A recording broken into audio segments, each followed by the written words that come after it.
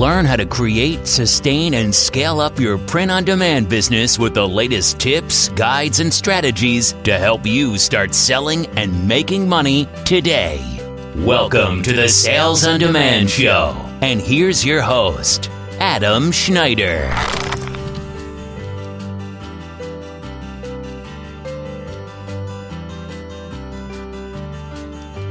Hey everybody, welcome back to the Sales on Demand Show. This is episode 49. I almost said 50, but I'm not quite there yet.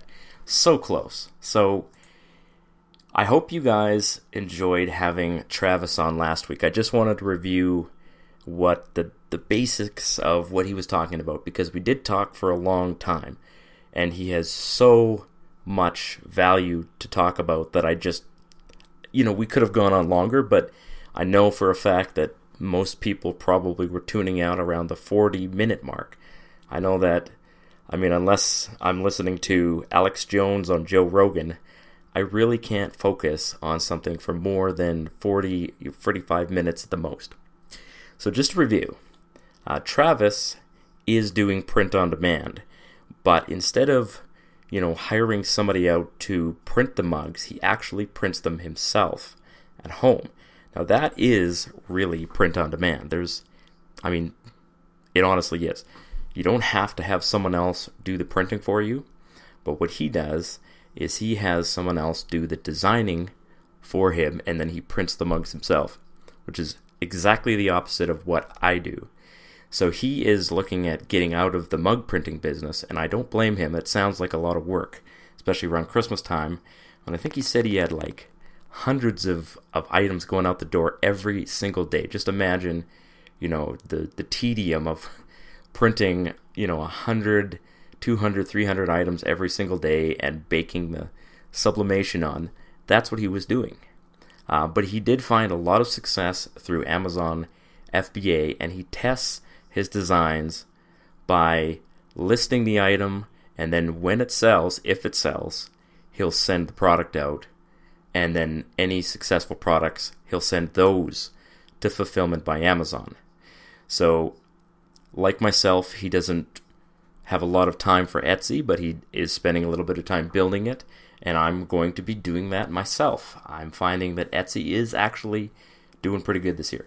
So, that was really the basics. He also talked about, how he creates designs, and he said that he hires Filipino designers and basically makes a deal with them for $3 to $5 per design, and then he bases his designs on merch by Amazon bestsellers, which is a fantastic idea.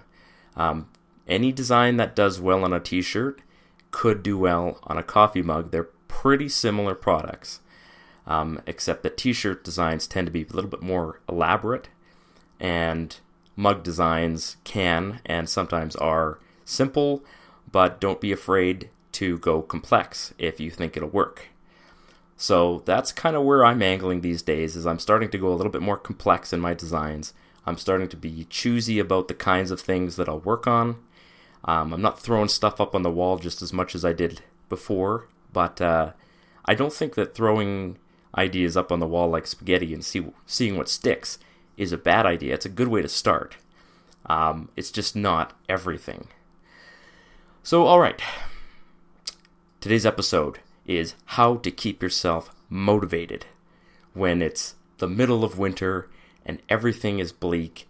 You're not making too many sales per day, maybe 4 or 5 a day, which is what I'm at right now.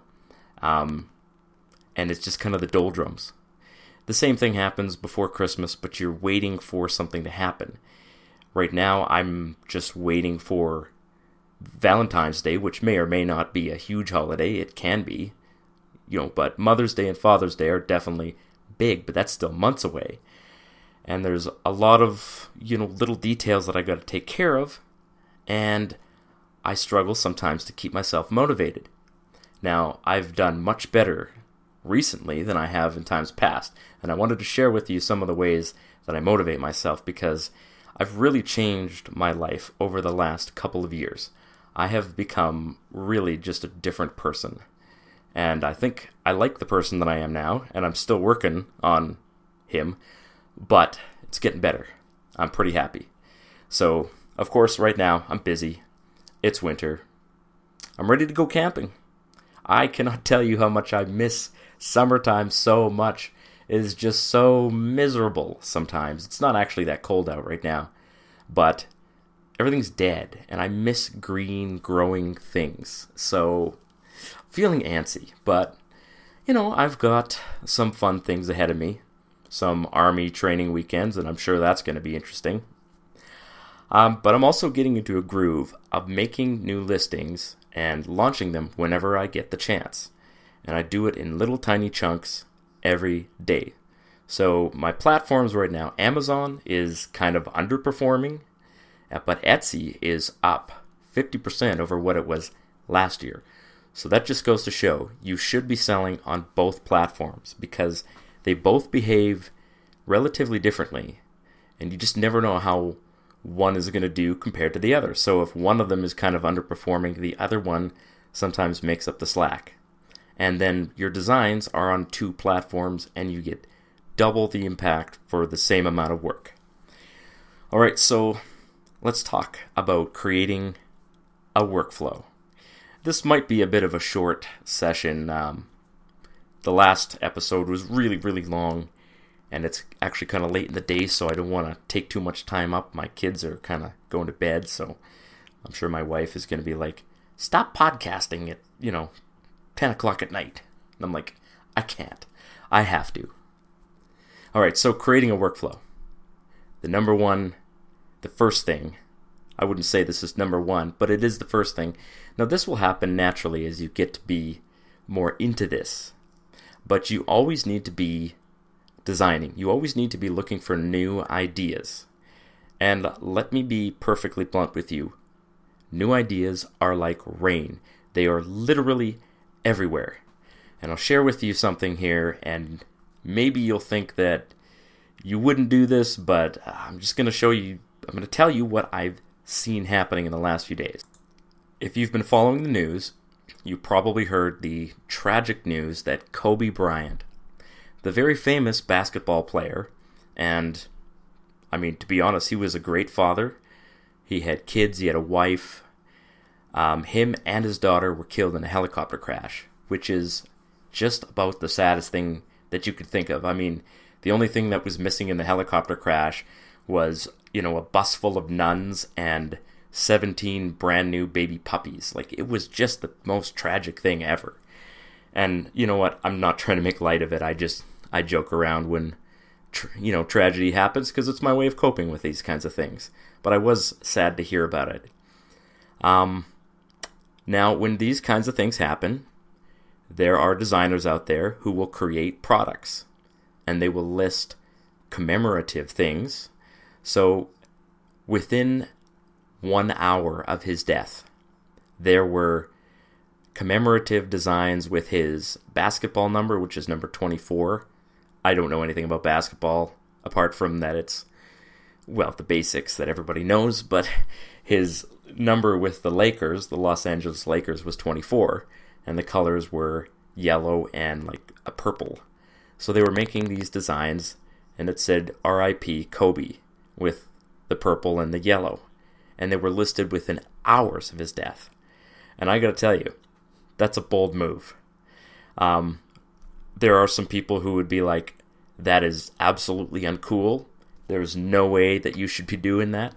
But let me ask you on the other hand. If it's not okay to commemorate someone's death, then what is it okay to commemorate? So, I guarantee you, when Princess Kate Middleton, one of the royal family, the one who married the redhead guy, I don't know who they are. They're just a bunch of people over there. When she had her kids, I guarantee you there were people making all kinds of designs to commemorate the birth of the princes. You know what? I have no problem with that. What would be wrong with that? It's an event. People want to remember things. They want to commemorate them. And if you've got a product ready to buy, and there's someone out there looking, and you know what? I went on Etsy Rank, which I have the free version of, by the way. It's at erank.com. And if you want to pay for it, it's $9 a month, but you can get a free version. And I just did a keyword search for Kobe. The number one trending keyword search on Etsy was RIP Kobe Bryant. So people are looking for products with Kobe Bryant's name on it to commemorate his passing. And I see nothing wrong whatsoever with creating something that people will enjoy, that they will remember him by, and using that idea to make money. Because, let's be honest, there is nothing new under the sun. There is nothing that we are creating designs around that didn't have its foundation in someone else, right? Unless you're coming up with some, really clever cartoon or something like that, everything that we're selling is based on something else. And the reason that people buy it is that it jogs some kind of primal memory in people, or it reminds them of something, or it makes them laugh, or something like that. But, 99% of it was made by someone else. So we're profiting off of ideas that we didn't come up with literally ourselves. But we take those ideas, we bring them to the marketplace, and we sell them. And, we're not going out and, the money is going to a good place. It's going to us. We're the entrepreneurs. We provide the product. It's kind of like those guys who buy water during a hurricane and then bring it in and sell it at very high prices. You might think that those guys are trash, but there are people who will die without water. And if the only water they can get is $24 for a case of 6, and it saves their life, then what's the big deal? Somebody needs water to live, right? If you were on the moon and you needed water, you'd pay any price for it. So the person who comes to the marketplace with an idea first deserves to make the money off of it. So that's what I mean when I say always be designing. Always be looking for something clever or interesting that people are talking about or thinking about that you can create a design around. And throw that up on Etsy, because that's where people are looking. And then, of course, Amazon is for trending ideas, Etsy is always the first place to go. Because sometimes it can take a long time to get ranked on Amazon. You just never know what's going to take. But throw it up on Amazon if you have an integration or you have time to list it manually.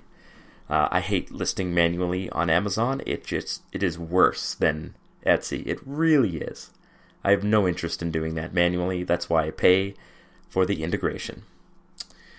Alright, so point number 2. Small chunks of time are more efficient than doing everything in one big push. And here's why. You need to develop the habit of working your business. If you do not do it at least on a, weekly basis, at the very minimum, you will not develop a habit of doing it. So, think of this. How efficient would you be if you had 1 hour to move to a different house? Think of how efficient you would be. Maybe 2 hours. Let's call it 2 hours. Let's say there was a truck outside and you're like, we have 2 hours to move. This house is being sold. We got another house. We have 2 hours to move. How efficient would you actually be if you had that small amount of time to do all that work? Well, the same thing happens when you break your work up into small chunks. You actually do it more efficiently because you're thinking to yourself, I don't have very much time to do this, but I also don't have very much to do. So you just push through it, you get it done, and you start building that habit one day at a time. If you don't build the habit, then it's never going to be a habit. It's never going to feel natural if you don't do it all the time. So that leads into the third thing. The third thing to keep motivation is build your life around the things that matter. Do not build the things that matter into your life. Okay? So I'm going to tell you this. There is no such thing as motivation.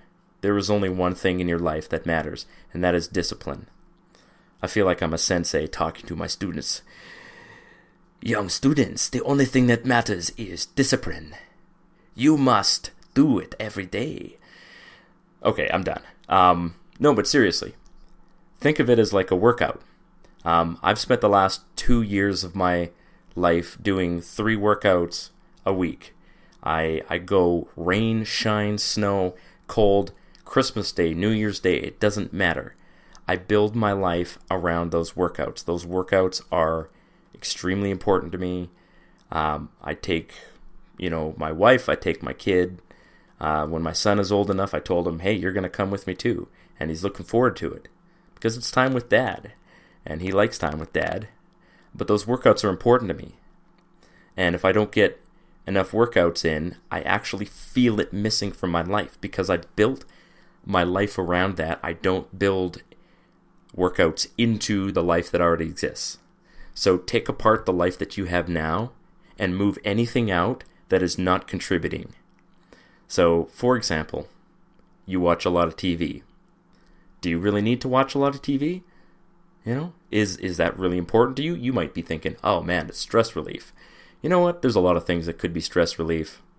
But television is actually a poor reliever of stress. It numbs your brain.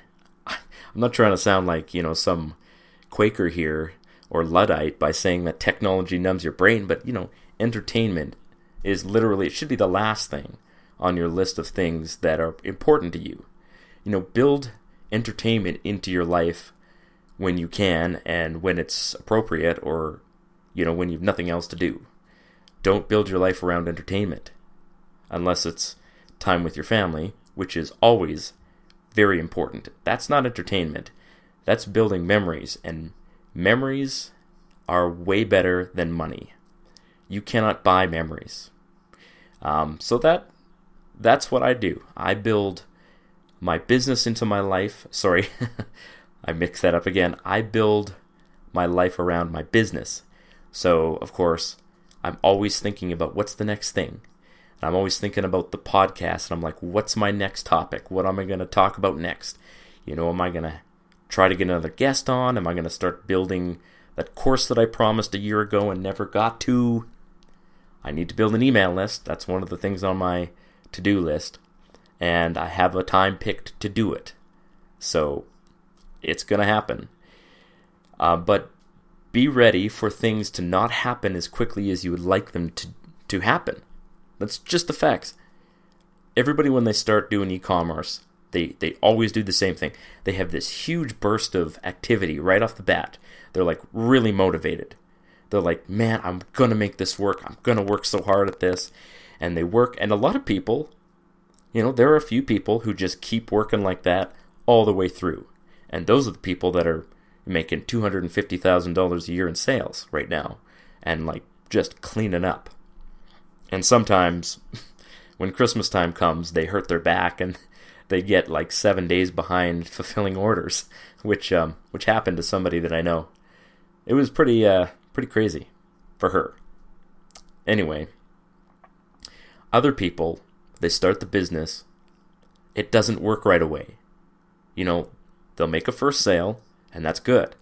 But then time passes, and they're like, well, I'm only making a sale here and there. Or they're like, I haven't even made, I've made my first sale, I haven't made a second one yet. What am I doing wrong?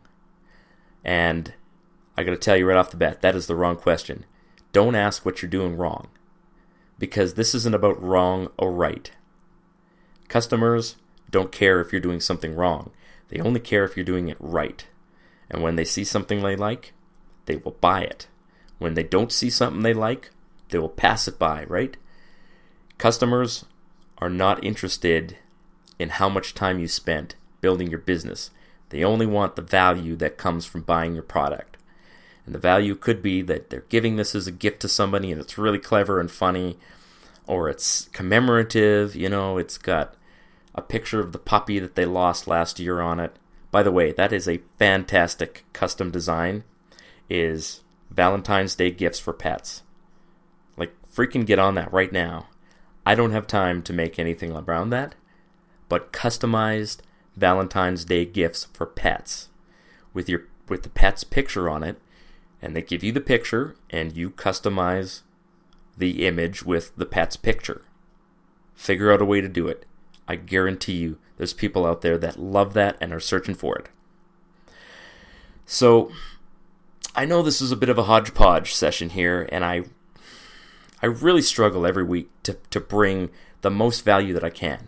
And I know there's a lot of you out there that are sharing these episodes, and I really appreciate that.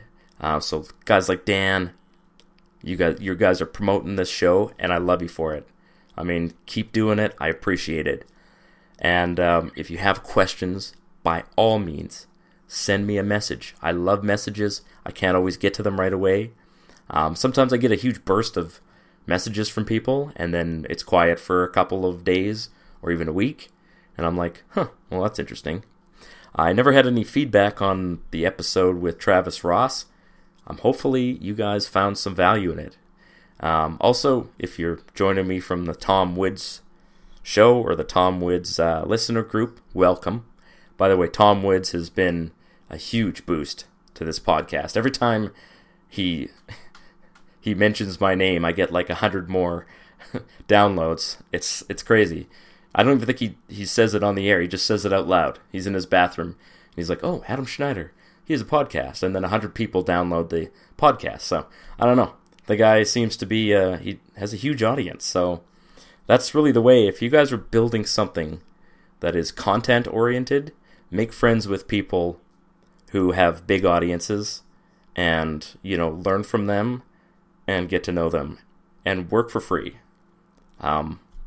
I myself am hoping to be a guest on a podcast here. I have a lot of things that I'm planning to talk about, and I'm going to send some emails out here to some podcasts to see if they're interested in having me as a guest.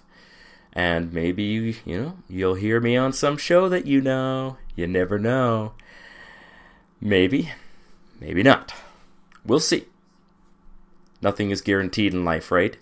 You can get on a helicopter and think that you're going on a cruise, and then your life is over. And I don't mean to be, so sober like that, but honestly, enjoy today while you can, because you're not guaranteed a tomorrow. And that's why never take this business so seriously that you spend all your time working on it.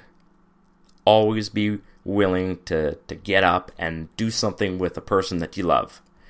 Don't be stuck in front of a computer. Money isn't everything. Success isn't everything. You could make $1 million off of this and be a miser sitting in your house with no friends, just your poor undernourished dog sitting there hoping for some time with you, or grandkids that haven't seen you in ages. So don't be a miser. Get out there and learn how to love people, even if they're not easy to love. All right, guys, that's it.